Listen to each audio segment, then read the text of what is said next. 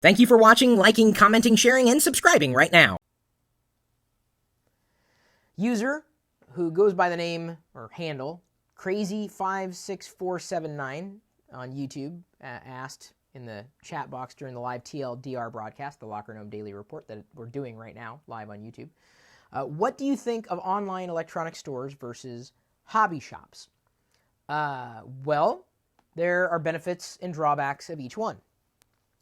And even when you're talking about brick and mortar stores, electronic superstores, there are benefits and drawbacks to comparing those to online stores.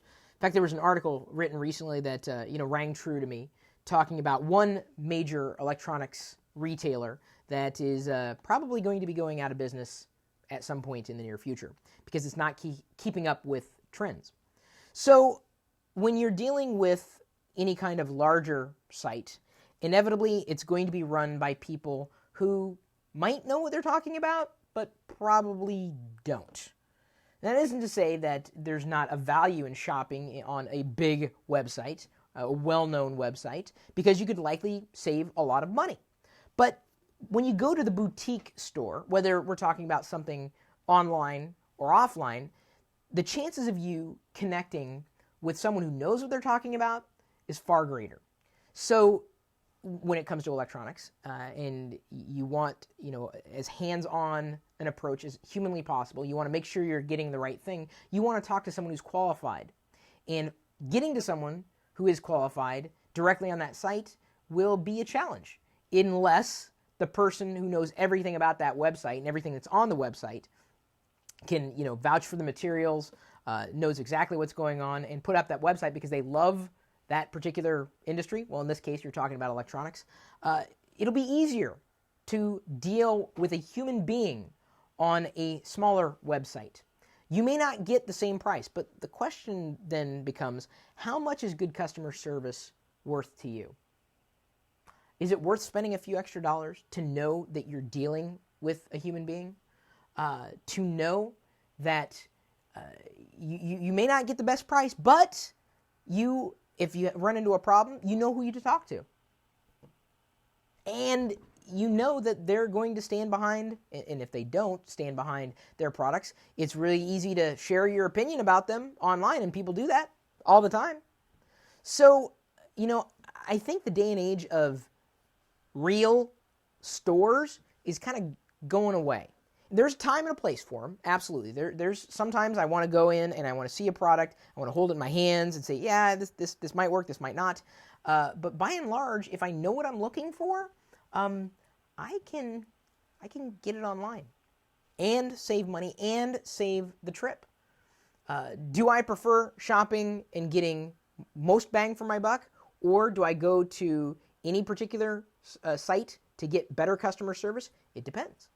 So I can buy, for example, and this isn't technology, but it's in the realm, it's geeky. I can buy my Lego in a number of places. Online retailers, offline. I've been sponsored by Bull Market Toys. They've sent me a couple of sets, and I've been happy about that. But I can purchase them anywhere. And so with Lego, sometimes what it boils down to is, where can I save the most amount of money? Where can I get the most bang for my buck? And in some cases, I can't save any money at all. And at that point, if I really want to get the set that I can't get anywhere else, whether it's on eBay or Amazon or a boutique website, I'll go to Lego, because Lego gives me points, and I can accrue points that can then turn around to savings for future purchases. So, there are times that I don't really have much of a choice and will go with the best bargain available. But at the same time, if I can save money somewhere else, I absolutely will. And if I can deal with someone and know that, hey, they care about this as much as I do, that does go a long way, especially when I'm not sure about one purchase or another. And there are times that I'm not sure about one purchase or another. I mean, how many times have you picked up something only to realize this was the wrong thing? It's easier to deal sometimes with the mom and pop shops, whether they're offline or online. It's funny to say offline, really. The two are kind of blending anymore. Just curious, what you think the future is going to be. I think those stores, the manifestation of physical goods in a location is going to go away. Certainly, the bigger stores are going to go away, I think, a lot faster than the smaller stores. That thrive on that customer service and true community connection that the big superstores just don't have. They don't have the level of expertise that the smaller stores have. A lot of different reasons you'd go with one or the other. And not to say that one is better. And one day, maybe 20 years from now, we'll all have a hollow projector table that, we want this product. It'll go, and then suddenly, I would want to know how big the mug is, and all of a sudden the mug would just would pick up, and I'd be able to gesture around it. And imagine if this was the hologram, and I was kind of spinning it around and looking at it and looking inside, and I could. That's probably going to happen at some point. So I wouldn't need to see the product physically to know, yeah, this is the right size. This is what I'm looking for. This seems to be about the right thing, right color, right this, right that. Who would need a store at that point? Oh, Amazon's betting on it. That's for sure. Your thoughts? Feel free to share them.